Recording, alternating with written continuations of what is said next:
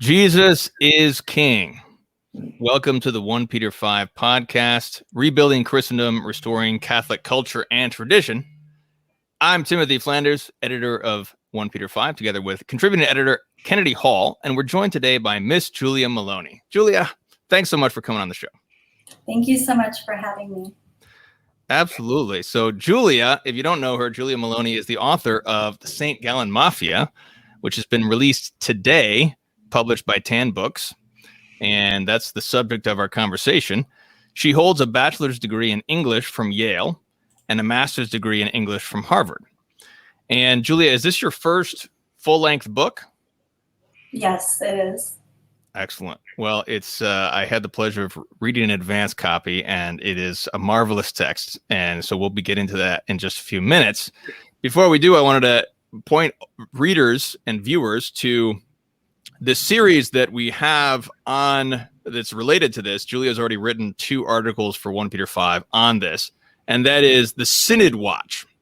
This is a collection of articles in which we will analyze the current plans and of synodality to find out what that means, and for the faithful to find out what that means and what it really means for us. And Julia has 2 articles up there at 1 Peter 5.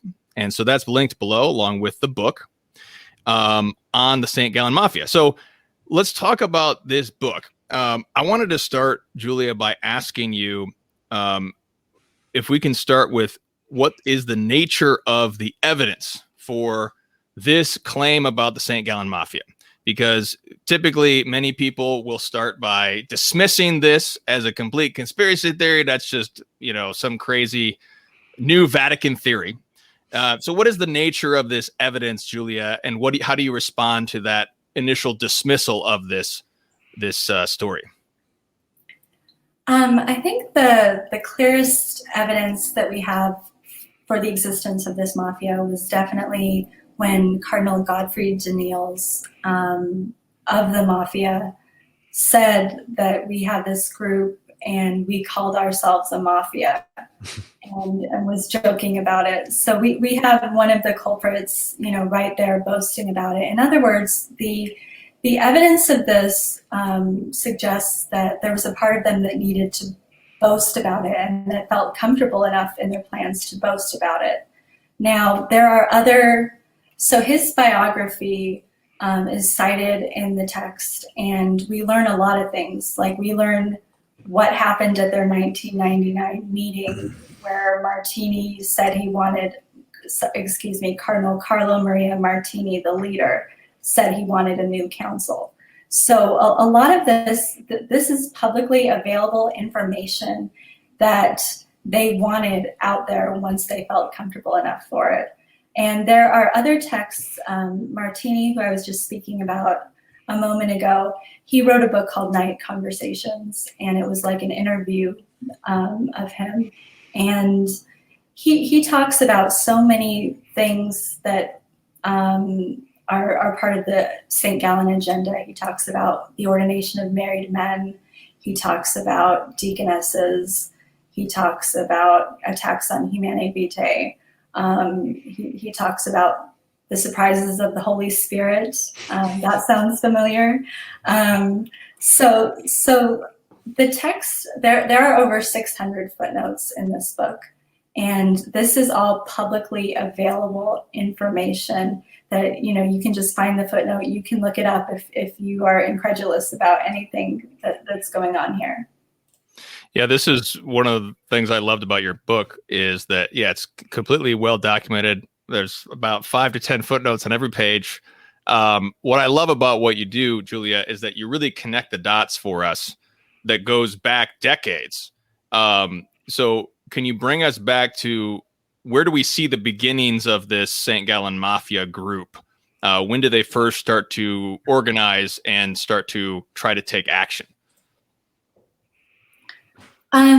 So technically they started in 1996, and they would always meet annually in January, and it was at or near St. Gallen, Switzerland. Allegedly they broke up in 2006.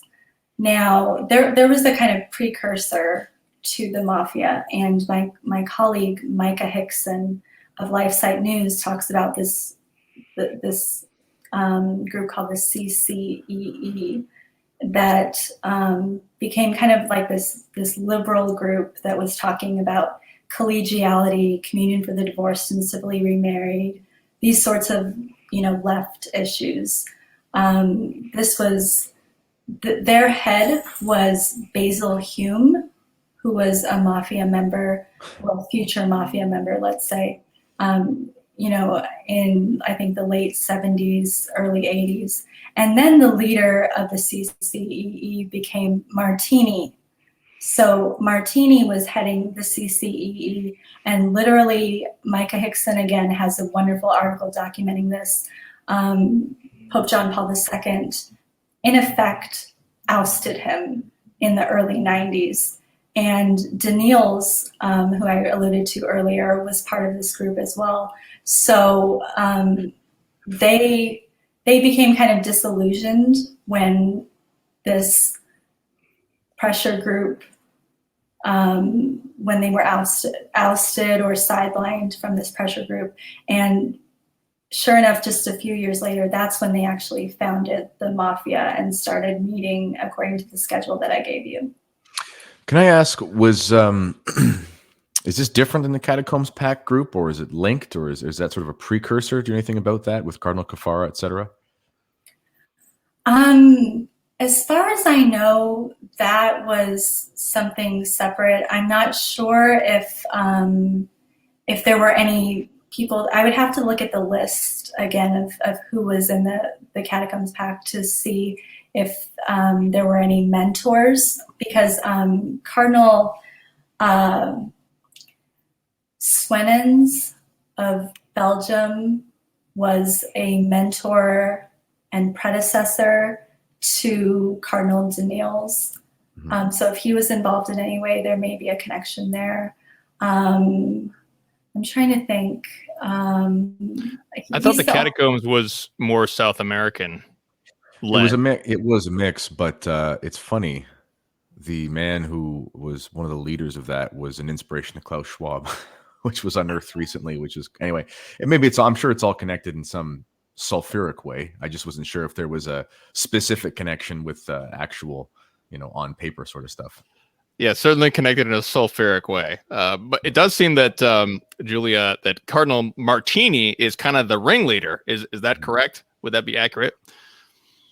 Yeah, he was the one who founded or co-founded the group in the 1990s, and then in 2003 he did need to be replaced because he had Parkinson's disease, and that was when the Cardinal Achilles Silvestrini in effect replaced him. But at the same time, Martini, he's like this larger than life force. Even though he's not technically a member, according to Daniels's biography, he's not a member after Silvestrini replaces him. He's just an alum. At the same time, before the 2005 conclave, Martini is meeting with Silvestrini, Daniels, Cardinal Cormac Murphy O'Connor, Cardinal Walter Casper, Cardinal Carl Lehman, just these major players from the group. He's meeting, and he appears to have been kind of calling some of the shots around the time of the 2005 conclave. And of course, the important thing to know about Martini is that later he called himself an antipope, A-N-T-E pope, like an antecedent, a precursor and preparer for the Holy Father. And he seemed, now we know in retrospect, he seemed to be announcing himself as a precursor for Benedict's successor, Pope Francis, of course. So is that, I guess, what can you say of what were the goals, the stated goals of the St. Gallen Mafia in the 1990s? Was it just to elect a Pope Francis? So they definitely cared about the papacy and the word Our understanding of things is that they initially wanted Martini to be Pope, and they were an anti-Ratzinger group. In other words, the glue that held them together, it wasn't so much an idea, it was a person and an opposition to that person, and the person was Ratzinger. So Ratzinger, they talked about a lot of things. This is in Daniel's biography, but they talked about collegiality, which goes along with synodality. In other words, kind of decentralizing the church, democratizing the church, that sort of thing. Henry Cyr, who wrote The Dictator Pope, talks about how these are code words for a liberal agenda. Anytime I'm talking and you hear the word collegiality or synodality, kind of think code word for liberal agenda. And they also, we know from Daniel's biography that they were talking about things like the church's stance on homosexuality. They were talking about communion for the divorced and civilly remarried. They were talking about deaconesses. They were talking about changes to, it's vague, they were talking about changes to priests. But the other way that we know the blueprint is a 1999 speech that Martini gave at a synod. And he said that we needed to look at certain knots and change and try to envision change in them. And he talked about, again, he used a code, but it was code for basically what I just said: priestly celibacy, communion for the divorced and civilly remarried, deaconesses. Those were kind of the key three things, which these things sound very familiar, of course, because we've been seeing these battles in the Francis pontificate. Yeah, and absolutely. This, and I want to get to Francis as well, obviously, eventually. But one of the things that you do, one of the dots that you connect a lot is you connect also with Vatican II and particular players at Vatican II. For example, Rahner and Congar, and not only obviously Ratzinger. So, what are the connections back to players at Vatican II or thereafter? Yeah, I bring up Vatican II because Vatican II was just like a seminal moment for these men, because the mafia members, they grew up in the pre-Vatican II church. So they had these beautiful, these really kind of nostalgic or beautiful stories about serving Mass or doing First Friday devotions, and just anything, whatever you can imagine the pre-conciliar church to be like, they were growing up in that. And then as they are, in their young adulthood and kind of discovering their vocation or beginning to live out their vocation, that's when the Second Vatican Council happens. And the Second Vatican Council, to them, obviously people battle. There's a battle for what the Second Vatican Council means, obviously. But for them, it meant an upheaval. It meant something revolutionary. And Karl Rahner, I talk about in the book because he's been called the most important person at the Second Vatican Council. He also, the historian Roberto de Mattei, has a lot of important material about Rahner. And de Mattei says that Rahner is Pope Francis's grandfather and Martini is Francis's father, so to speak. So he was kind of a logical person to talk about. And the important thing for me with Rahner is what he did after the council. He had this little book called The Shape of the Church to Come.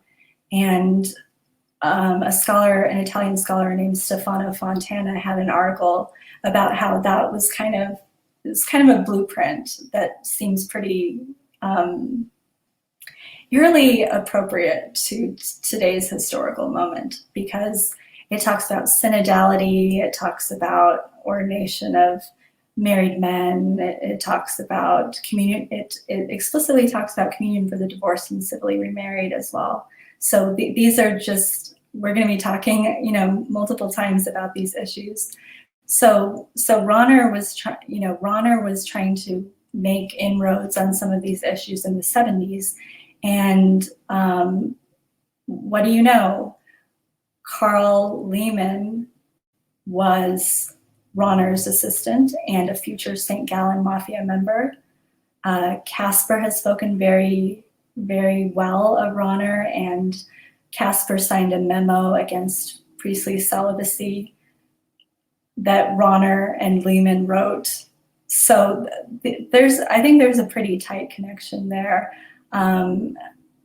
Congar is, I make kind of more of a connection with him and Francis, and I can kind of go into that maybe a little bit later.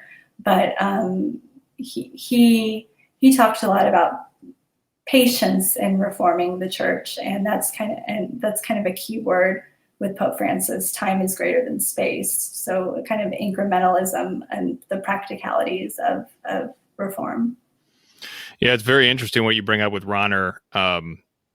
You say on page 34, you say, as Vatican II drew to a close, Rahner gave a lecture calling the council the beginning of a beginning. He was, said Casper, cautiously pursuing further developments. In 1967, Rahner helped the German bishops, draft a letter declaring that the church can be subject to error and has in fact erred in the past. And then he argued that Humanae Vitae was not irreformable. And then he talked about the shape of the church to come and this synodality. And that's really, it's a very adroit way to put that, in terms of him being the grandfather, Martini's the father, and Francis of Francis. So it seems that there's been this clique of these liberal priests or bishops at Vatican II and after Vatican II trying to bring about this thing. It finally gave birth to the St. Gallen Mafia in the 1990s. And they were just bringing forward this same vision. Mm-hmm. Wow. So St. Gallen Mafia, we've got Martini. Any other players you want to mention in particular besides Martini before we get into Benedict and Francis? I guess I'll just mention that, like, in the book, the way I structure it is so the first chapter is the 2005 conclave, and it's called The Next Pope, and that's kind of from the perspective of everyone. And then the second chapter is called Silvestrini, and we've talked about him a little bit. And so there's, I just want to mention him for a moment because he's a maneuverer. He's good at being tactical and strategic. And he seemed like he was pretty fixated on the succession of Pope John Paul II. And it seems like he was the one who kind of either identified Bergoglio as Cardinal Bergoglio as a good contender for the 2005 conclave, or if he didn't identify him, he at least embraced him. So those are a few things to know about Silvestrini. The next chapter is called Martini, and then the next chapter is, I think it's Daniel's. We've talked a little bit about him, but if we talk about the Belgian contingent at Vatican II, that's an interesting story in and of itself, because you had a lot of subversive figures, and you had specifically, I talked about Cardinal Swinens, but he brought a professor named Phillips, I think Gerard Phillips, and Phillips represented a middle way, and Roberto de Mattei talks about how it's the Belgian middle way. And he talks about how he knew how to get things passed, like because he had parliamentary experience. And so he was kind of like a politician, and he knew what kind of language to put in so that something would be acceptable to conservatives and liberals at the same time. And he knew that you could change one word in something and utterly change the substance of a passage. So this was kind of the world that Danneels lived in, and Danneels became the successor of Swinens. And Swinens had agitated against Humanae Vitae, and Danneels picked up that fight as well. So there's clearly another genealogy going on here. And then the next chapter is called Casper.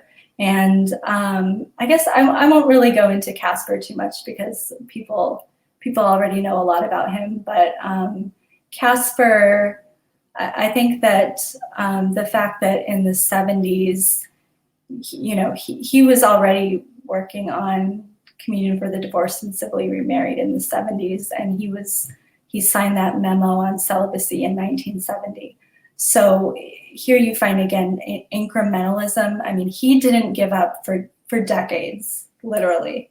And so this is a story that nothing is appearing out of thin air. There's a definite genealogy. And in all your research, because it's always astonishing when we look at these men who seem to work for the church's destruction. I know in some cases they work for what they think is some sort of utopic idea, let's say, of the church. But in reality, a lot of them, you wonder whether they're even, if they're atheists or not. I mean, you wonder why on earth would someone do such a thing? Why would they take such a plan of life? Why would they, work so hard and deal with men like the McCarricks of the world, et cetera? Just from your general opinion, this is obviously not, de fide, but when you research men like this, do you think they're even believers? I mean, do you think they even believe in Catholicism, or is it just sort of, I guess, an extension of a sort of a Masonic plot to do something for, I don't know, some other ulterior motive? What are your thoughts on that? When I think about these people, I think about Pope St. Pius X talking about the modernists. I think that he talked about kind of their psychology, basically that they want to stay in the church and they want to subvert it and infiltrate it, and they won't break away. They don't have, I don't know if you want to use the word integrity, but they won't just admit that maybe they don't believe something and leave. They would rather change the church. And I think that there's some of that going on here. And I think if we go back to Congar, he basically said he wanted to reform the church without a schism and stay in, and he taught how to use patience so that you can incrementally reform the church without having that traumatic moment of schism. And I think that these men, I don't know why. I don't know if they were just rebelling against the childhoods that they had. I don't know how much of this was just in the air when Vatican II was in session or what. But they were absolutely convinced, I think, that they were going to stay in the church, they were going to have positions of power, and they were going to change the church in their own image. So John Paul II, the pontificate of John Paul II is very long. It's 25 years or so. I thought that John Paul II had promoted Martini at some point, but you said he ousted him. Was there like a shift in John Paul II's pontificate overall where he sort of started going after them, or did they end up getting promoted anyways?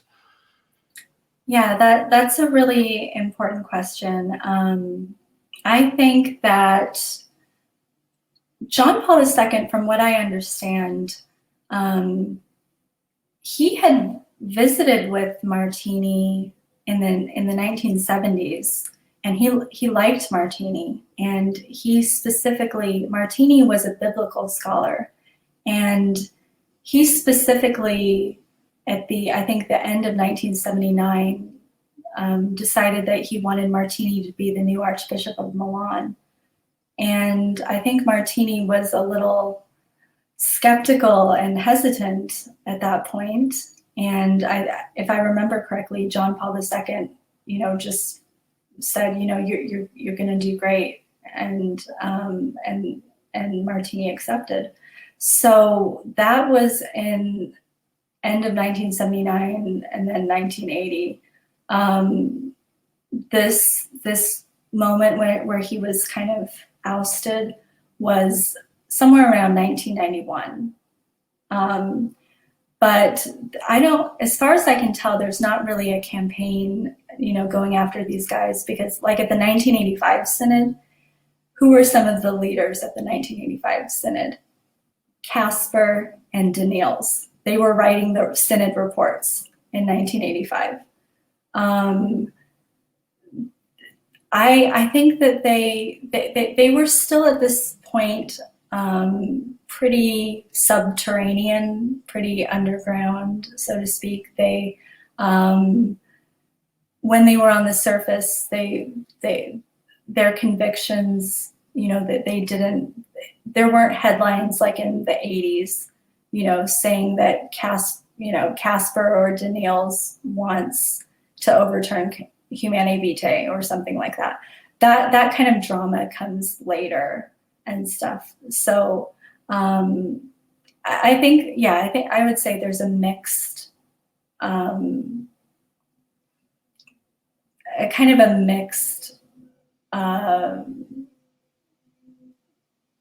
mixed form of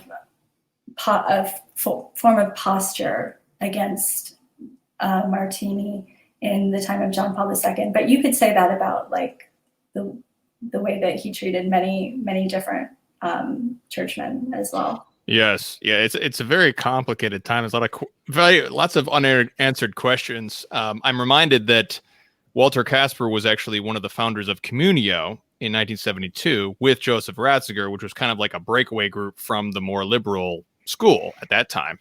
Mm-hmm. And I know Charles Murr writes about how after the assassination attempt, John Paul II did have some change of heart a bit in terms of trying to go after the liberals a little bit. Like he did a little bit, but he still kept a lot of these close ties, like you said. So it's this big mixture. Coming into the conclave of 2005, at that point, it's been decades. You have the St. Gallen Mafia had been organizing.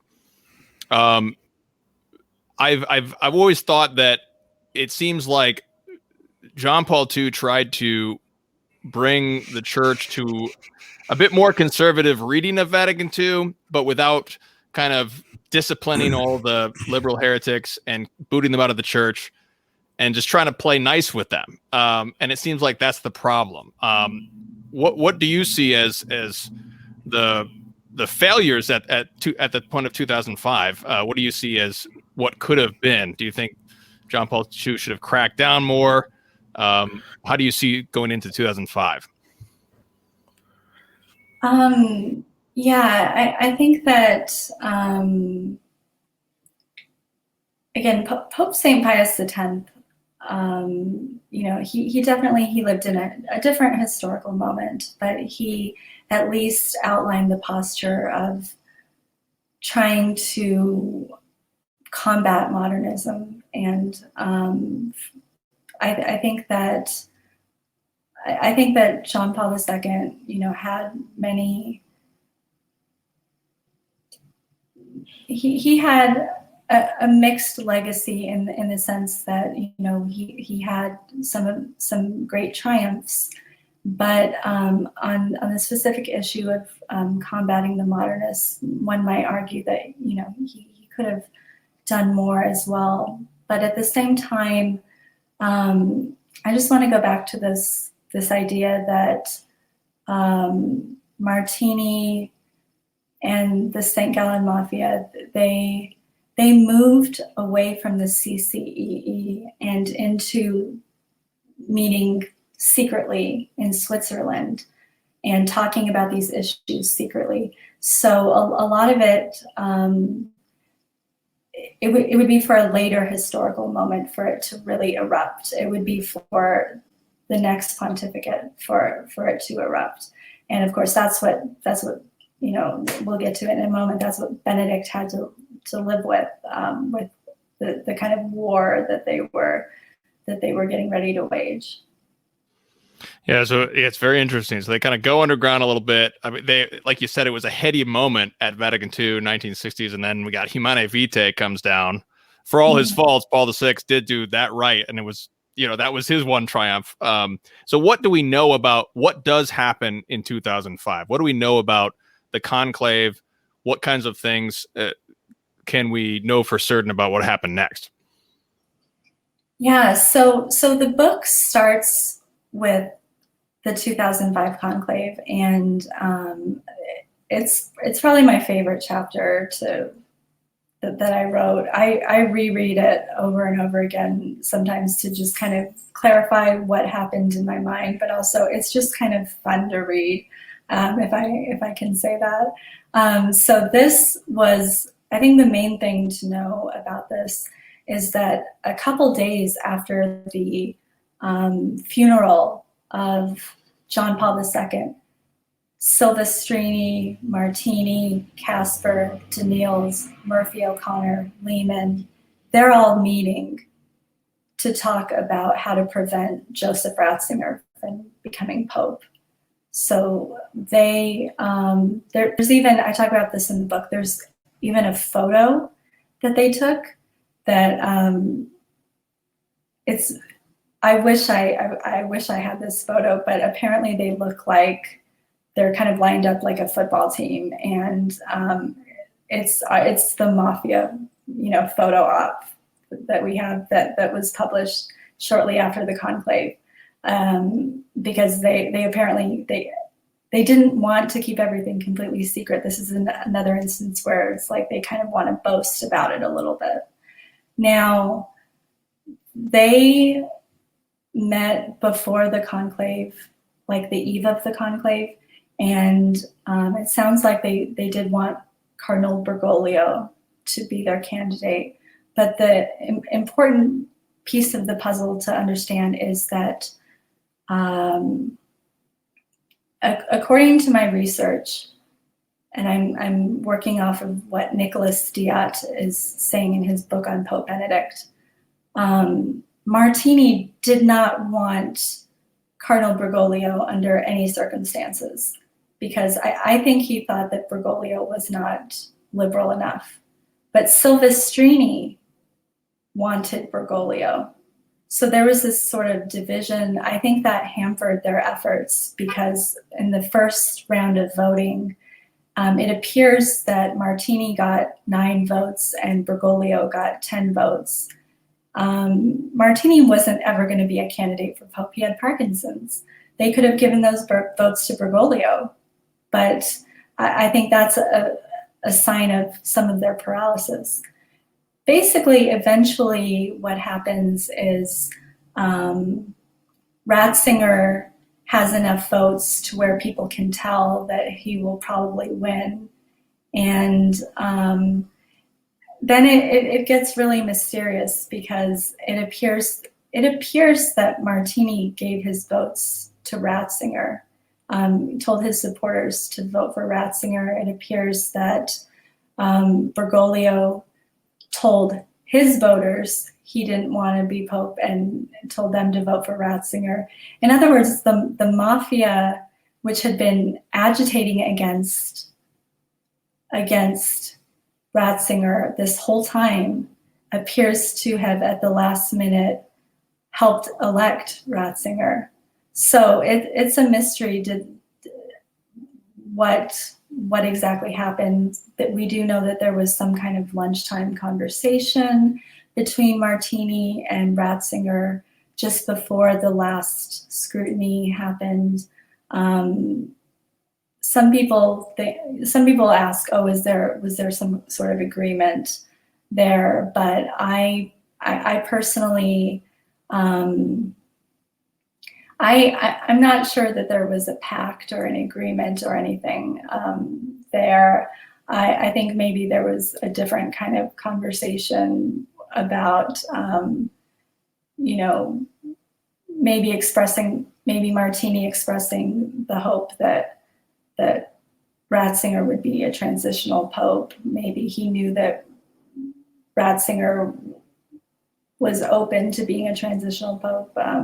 This is where sort of the book reports the different facts that we have on the scene, but I have a kind of narrative reticence about some of this stuff. In other words, I don't like to overinterpret too much or be too heavy-handed about this, because I understand that people will read things in different ways. So all I say in there is basically Ratzinger denied that there was ever a pact. And then I posed the question, was Martini up to something that wasn't a pact? Up to something else that is short of an actual kind of agreement with Ratzinger about what to do. So it's a very thorny issue. Well, if anything, this story and others like it should rid the modern era of this idea that the Holy Ghost miraculously picks every single pope as if it's a divine fiat that so-and-so is pope. That's something that I don't know where that idea came from, and it needs to die, because it's not the truth at all. Now, one character that I find fascinating in the 1970s, and he did die before this St. Gallen Mafia was a real thing, but he's part of that group that was the grandfather group that you've talked about. It's Cardinal Villot. And I know that Cardinal Gagnon had done a lot of work, and he had presented to 3 different popes the dossier that he put together, saying he was a Freemason, etc. To Cardinal Villot and that characters within the Vatican at the time of him, because he was there when John Paul II came in. And I think if we went back to JP2 for just a second, one of his fatal flaws, for all the good he did, I'll give him the benefit of the doubt for magnanimity, and he was a great diplomat and statesman and spokesperson and things. He really was a great media pope, but he did spend a lot of time on the road and didn't spend a lot of time at home. And he did basically confirmed everyone that came in from the pontificate from before him, which was essentially Paul VI's, because that interim period between him and was so quickly, of course, with John Paul I dying so suddenly. So when you looked into this information, did you find the names like Cardinal Baggio and Villot come up as actors within this scheme? I personally didn't, but I'm not sure. I can't rule out that there's some kind of connection that I'm just missing. But no, I didn't personally really run across those names at all. I'm sure all the liberal heretics in the Vatican have had cappuccino or appletini That's when together at some point. So they know each other by name, but maybe not. They're not all conspiring formally. Yeah. But I just wanted to read. Because Julie, I wanted to commend you, because this is something that you do very well. As like I said, you have a master's degree from Harvard in English. As a journalist, you are very good at writing a story that is very fun to read as just a story, but then also not going too far into speculations, like you said. It's the end of chapter 1. You say, a few weeks after the conclave, Martini was hospitalized with heart problems. He had to receive a pacemaker. Some speculated that the stress of the conclave was not irrelevant. Asked once about what had happened in the conclave, Martini said, "Lead me not into temptation." But when asked what kind of pope Benedict would be, the old cardinal grew effusive. "Expect beautiful surprises," Martini said. End quote. So what happens now under Benedict? He has a very mysterious papacy, but he does seem to crack down a lot more than John Paul II did. So what happens with the St. Gallen Mafia crew under Benedict? I think that what Silvestrini did on the night of Benedict's election is really germane to this discussion, because a Latin American cardinal who knew Silvestrini well, ran into him on the street outside St. Peter's, and he looked defeated. Silvestrini looked defeated, and he had this kind of dull anger inside of him. And he seemed to be completely unable to accept the papacy of Benedict, and he seemed convinced that he would be a transitional pope. Now, there's this other story that's told by two Italian Vaticanistas, and it's about how, I think a day or two into Pope Benedict's pontificate, there is a powerful Italian cardinal of the Curia. So we don't know who it is, but he says 2 to 3 years. He will only last 2 to 3 years. And then he kind of waves him away with a dismissive gesture of his hand. And even if I don't know if this was Silvestrini or if this was somebody else, but that was kind of the posture that the enemies of Benedict had toward him, where it was a posture of war. Basically, the Latin American cardinal says that Silvestrini seemed to have declared a form of war against him. And the book talks about different fronts of the war. Basically, each mafia member kind of has a different area to focus on. So Martini wanted a new council or synodality. So that was his thing. Then you had Casper. He wanted the rights of the local church versus the universal church, and specifically applied to communion for the divorced and civilly remarried. And then you had Daniels. Daniels was agitating against Humanae Vitae, and specifically trying to get at that by saying, oh, what about if you have a spouse who needs a condom because the other spouse has AIDS? So that was his front. And then let's see here. And then Silvestrini allegedly, according to Nicholas Diet, leaked a conclave diary about what happened at the 2005 conclave. And the important part is it appears to have falsified how many votes Ratzinger got at that conclave. It said that the diary said Ratzinger had 84. And according to the most reputable sources, he probably had more like 100. So this diary was part of a media campaign against Ratzinger. And the diary also really hyped up Bergoglio and the fact that Bergoglio was doing great. And a lot of people read that as a piece of campaign material for Bergoglio.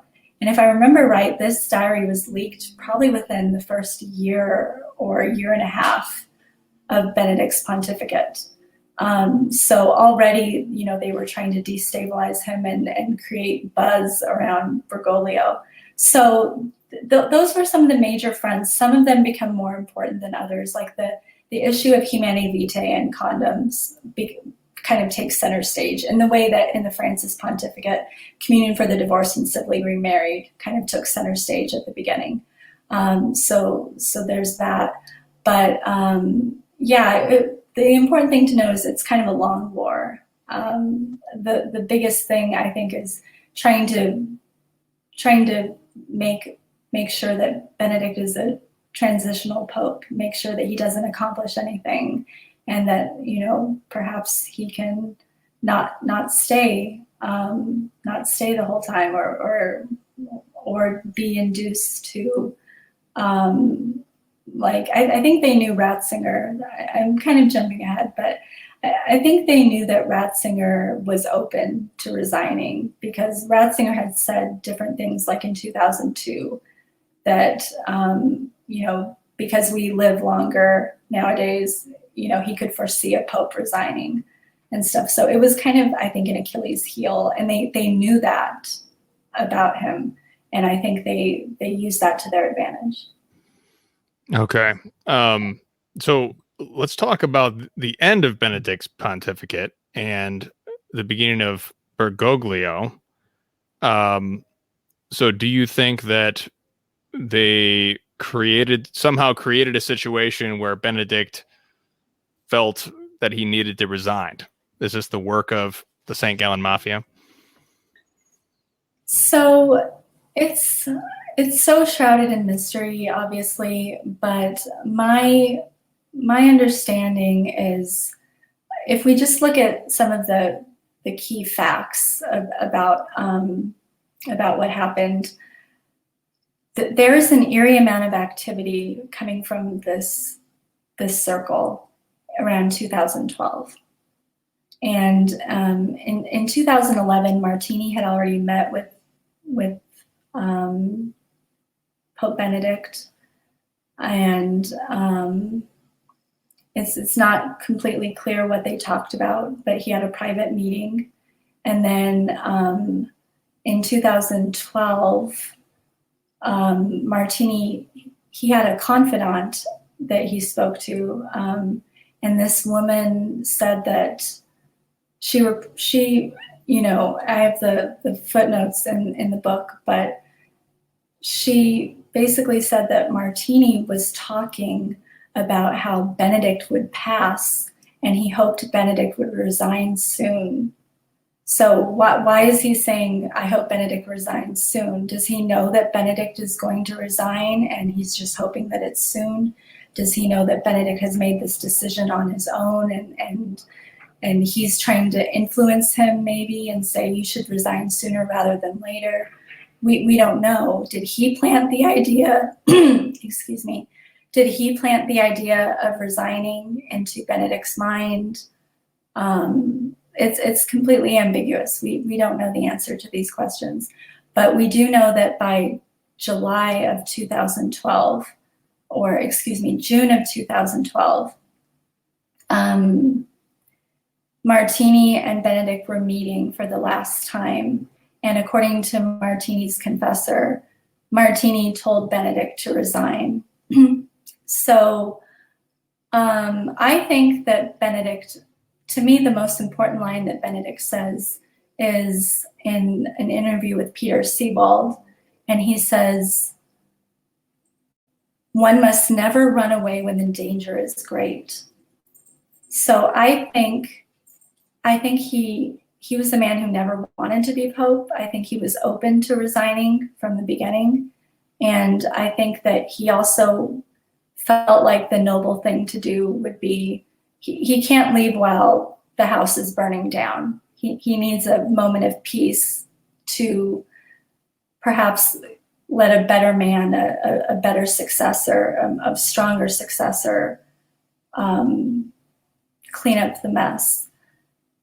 But so was he just waiting for the moment of peace so that he could resign? Was Martini trying to convince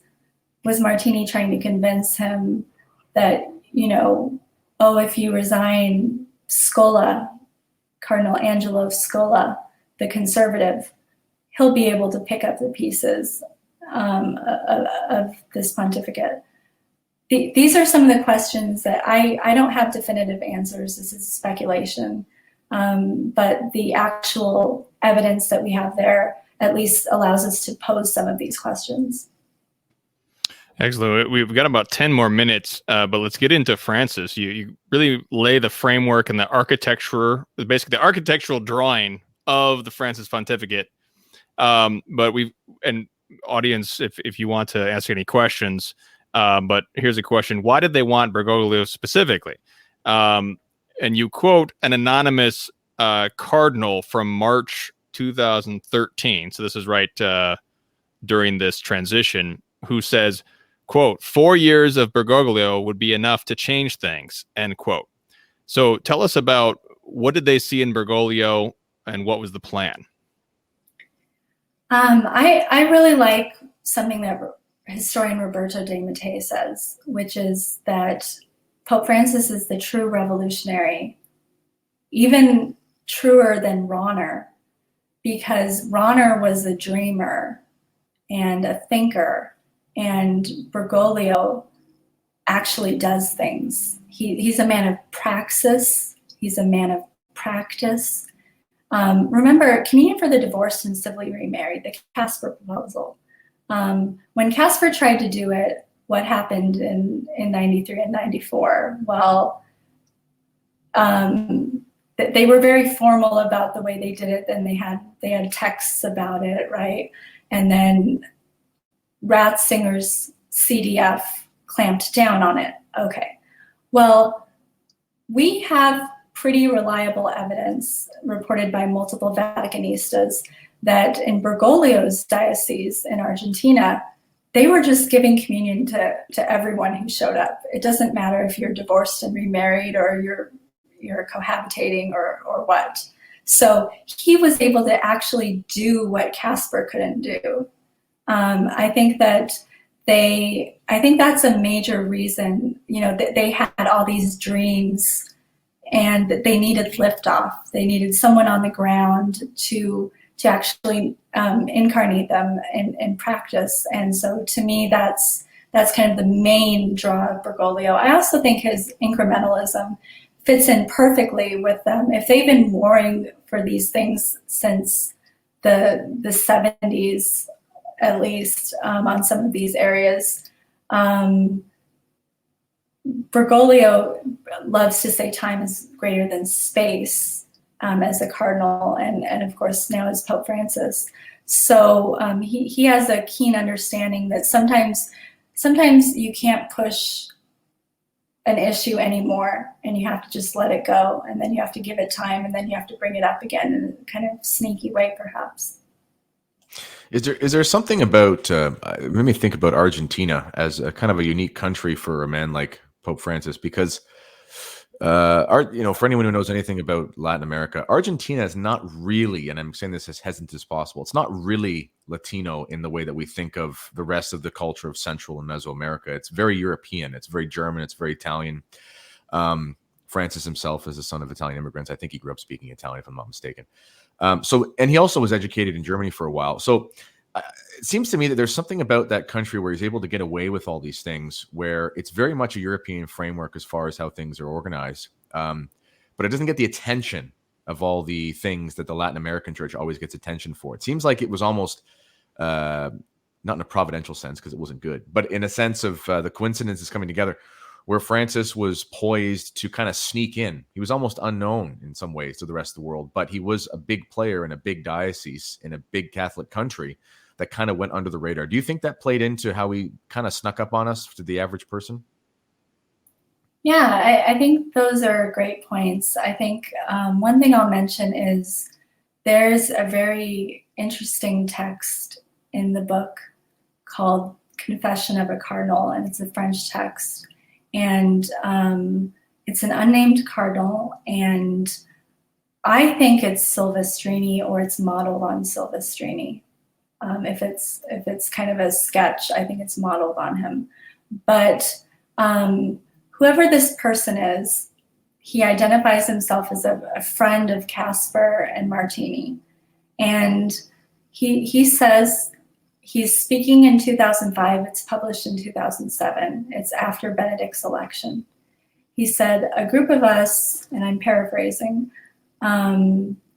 we wanted a cardinal who was outside of Europe, but with European roots, and we thought of Cardinal Bergoglio. So they specifically, whoever this was, maybe this is Silvestrini confessing exactly what they were thinking, or maybe it's something else. But this text raises the point that that they wanted some kind of bridge in the way that you were speaking of, someone who can connect Europe and the area outside of Europe as well. It's an intriguing issue, definitely. Here's a question from our friend Anthony Abate. Do you think they have a successor in line for Francis? That is a really great question. It's hard to gauge for me what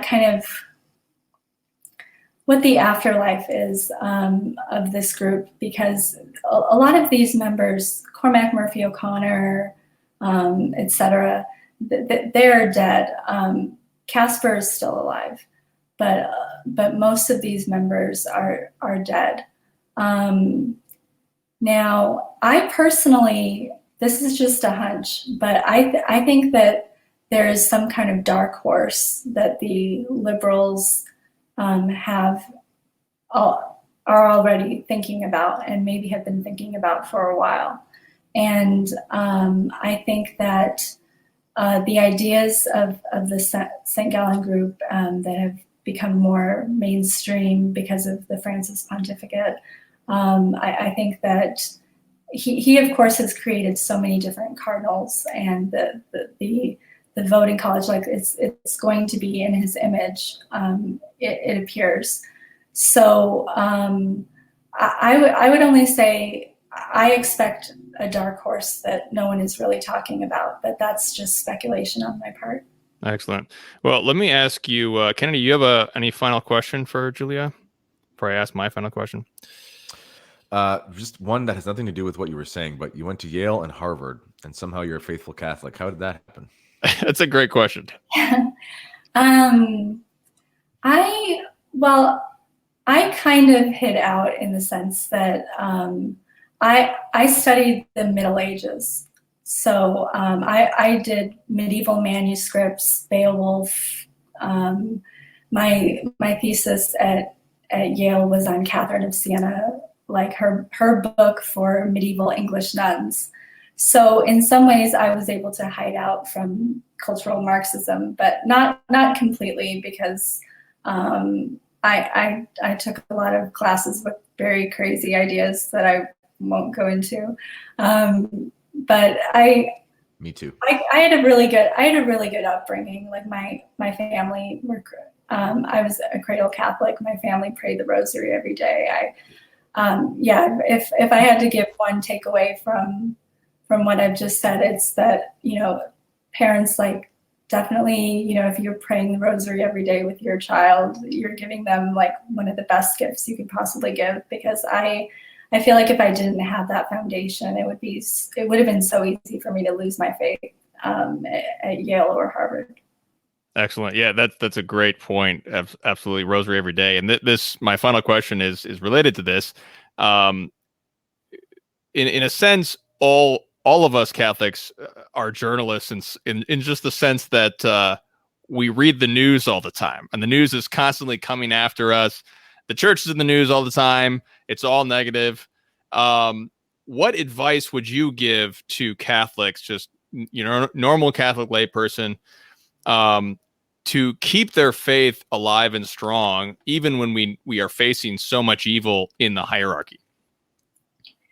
Yeah, I think it's really important to be as practical as possible, and do something concrete. So we just talked about the rosary.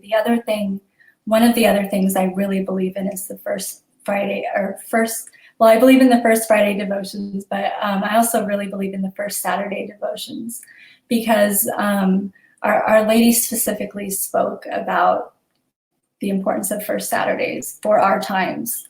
And one thing I'd like to do is, when I can, in the past 5 years or so, do the first Saturday. It's 5 first Saturdays, of course, and then I'll just kind of do a perpetual first Saturday devotion as long as I can. Just do another 5, and then if you can, do another 5, and just, I think it's brought many blessings to my life, and I try to promote that as well. We're at the point where my first article about Cardinal Martini, I wrote it in Crisis Magazine, and I didn't know how to end after presenting like his plots against the church. This was before the Youth Synod, and the line that came to my mind at the end of it was just like, after presenting all of this, was that's why we must pray and fast and speak out. And I think that's pretty good, a pretty good piece of advice for what we can do. We can pray, we can fast, and we can speak up. I mean, even it's incredible, but I know there are a lot of negative things to Twitter, but I also think that when someone is when someone is publishing something that's not true or something that's dangerous and it gets ratioed by faithful Catholics, I mean, that sends a message that you can't just publish anything you want. So I think there's so many different ways that people can speak up, whether it's on social media or it's with other Catholics or non-Catholics or so on. Absolutely. Thank you, Julia. That's great advice. I love it. Pray fast, speak up, rosary every day, do the devotions. So once again, the link is below for St. Gallen Mafia, exposing the secret reformist group within the church. Get your copy today, ebook or hardcover. So Julia, thanks so much for your time today. Any final thoughts for us? Final words about the St. Gallen Mafia? I think the important thing to remember, again, is kind of aligned with what we just said. How does this story end? We don't know what the next step is. We don't know how long the legacy of this group is going to last. But we do know that in the end, my Immaculate Heart will triumph. And so we know how the story ends. So I think that it's important when we're reading this not to give in to any sort of despair or to feel paralyzed. It's important that's why it's so important to pray and fast and do those things, because you get perspective when you do those things. When you're looking at God, when you're talking to God, you have a supernatural perspective on this kind of news. Yeah, that's a great way to end this interview, Julia. Thank you so much for praying for a supernatural perspective, which is an automatic effect of a prayer life. So I think in the end, just strengthening your prayer life helps each one of us face the evils that are in the church or society or around us. So we're going to end, once again, check out Julia's book. It's linked below. We're going to end, as we always do, with the Our Father. Julia, you want to just pray the second half of this? Yeah. So I'm going to bring up the Holy Face, and I'll pray the Holy Face prayers after the Our Father. In the name of the Father, the Son, the Holy Spirit. Amen. Our Father, who art in heaven, hallowed be thy name. Thy kingdom come, thy will be done, on earth as it is in heaven. Give us this day our daily bread, and forgive us our trespasses, as we forgive those who trespass against us. And lead us not into temptation, but deliver us from evil. Amen. Let God arise, let his enemies be scattered. Let them that hate him flee from before his face. In the name of the Father, and the Son, and the Holy Spirit. Amen. Jesus is King.